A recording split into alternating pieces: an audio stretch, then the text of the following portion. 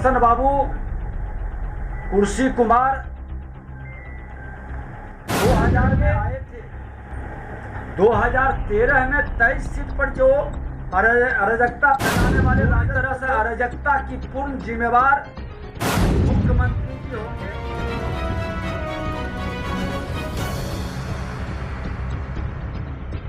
बिहार विधानसभा में प्रतिपक्ष के नेता विजय कुमार सिन्हा ने मुख्यमंत्री नीतीश कुमार पर एक बार फिर निशाना साधा है। नेता प्रतिपक्ष ने कहा है कि मुख्यमंत्री भ्रष्टाचारियों और अपराधियों को संरक्षण देने का काम कर रहे हैं। भ्रष्टाचार में संलिप्त लोगों के साथ मिलकर बिहार की जनता को क्या संदेश देना चाहते हैं। विधानसभा में नेता प्रतिपक्ष के अपने कार्यकाल में आयोजित संवाददाता सम्मेलन में विजय कुमार सिन्हा ने कहा कि भ्रष्टाचार के विरुद्ध जब कार्रवाई की बात होती है तो ये लोग तिलमिला जाते हैं और प्रधानमंत्री ने जो भ्रष्टाचार के खिलाफ शंखनाद किया है उसके प्रति मां भारती के सपूत संकल्पित है। विजय सिन्हा ने लालू प्रसाद का नाम लिए बगैर कहा कि भ्रष्टाचारियों के साथ गलबहियां करने वाले छोटे भाई भी बड़े भाई के पास चले जाएंगे। हसन बाबू कुर्सी कुमार 2000 में आए थे और उन्होंने उस अराजकता के माहौल को नहीं देखा। मंत्री के रूप में थे, आए थे, बहुमत नहीं सिद्ध हुआ, फिर जाके दिल्ली में मंत्री बन गए। भारतीय जनता पार्टी के लोगों ने संघर्ष किया, अपना खून और पसीना बहाया, लड़ा और जहां से हम चले थे इस अराजकता के विरोध में, आज इन्होंने खुद गलबहियां करके 2013 में 23 सीट पर जो अराजकता फैलाने वाले राजद के लोग थे उस 23 सीट पर पहुंचे थे और उस 23 सीट वाले को फिर सरकार में लाकर उसके मनोबल को बढ़ाकर, अपराधियों के मनोबल को बढ़ाकर अराजकता का वातावरण इन्होंने बनाया।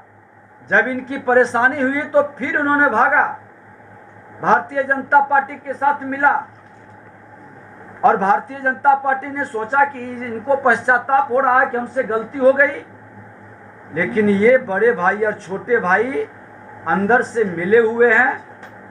बिहार के अंदर अराजकता फैलाने में इनकी भी कम भूमिका नहीं है और आज जितनी भी अपराध की घटना हो रही है, पुलिस प्रशासन का मनोबल गिरा हुआ है, पुलिस प्रशासन दबाव में काम कर रही है, अपराध की घटना थाना में दर्ज नहीं हो पा रहा है और जो दर्ज करता है उसको टॉर्चर किया जा रहा है। एक नकारात्मक वातावरण बनाया जा रहा है। ये लाख सफाई दे दें, अगर जो इस तरह की वातावरण को नहीं रोका गया और अपराधियों की सरकार चलाते रहे तो पूरी तरह से अराजकता की पूर्ण जिम्मेवार मुख्यमंत्री जी होंगे। मुख्यमंत्री जी बिहार के अंदर भ्रष्टाचार और अपराध की गंगोत्री तो बहा ही रहे हैं, उसे संरक्षित भी कर रहे हैं। आपने देखा कि प्रमाण के साथ जिस विषय को हमने भ्रष्टाचार का मामला को रखा था, आज तक उसका जवाब इन्होंने नहीं दिया और वो मामला हम छोड़ेंगे नहीं। हर विभाग के अंदर कई भ्रष्टाचार का मामला उजागर होगा, लेकिन भ्रष्टाचार और अपराध उन्होंने दिया है कि संज्ञेय अपराध। अब देखिए, संज्ञेय अपराध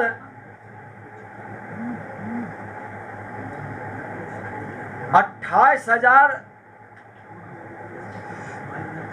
2,82,067। अब संज्ञेय अपराध का मतलब है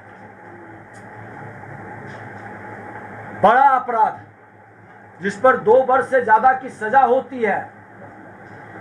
जब इतनी बड़ी घटना घट रही है, इसका ग्राफ बढ़ रहा है। पिछले बार ये 2,36,000 था 17 में, 18 में, 19 में बढ़ते जा रहा है। मुख्यमंत्री जी, आपको गंभीरता से विचारना होगा एक सकारात्मक विपक्ष के रूप में हम लोग आपको सलाह दे रहे हैं कि बिहार की जनता को अराजकता के वातावरण में आप पहुंचा करके इसके जीवन के साथ खिलवाड़ न करें। आप प्रत्येक दिन, हर दिन मर्डर, लूट, डकैती, छीन छोर, ये वातावरण बन रहा है। और आप अगर जो सही रूप से तो सारे थाना की आंकड़ा को वेबसाइट पर आप प्रकाशित करें और बता देगा लोग की क्या स्थिति है। लोकल स्तर पर सब जानता है कि कितना अपराध की घटना घटी और आपके जिला और थाना ने कितने अपराध को लोगों के सामने लाया है। मुंह मोड़ने से काम नहीं चलेगा। इस तरह के हो रहे अपराध पर अंकुश लगाएं और समस्तीपुर की घटना पर जिस तरह से गैर जिम्मेदारी लापरवाही बरती गई है, ये बड़ा दुखद है, क्योंकि तुष्टीकरण की राजनीति के चक्कर में आपका अपराध का ग्राफ भी बढ़ रहा है। लोग भयभीत है।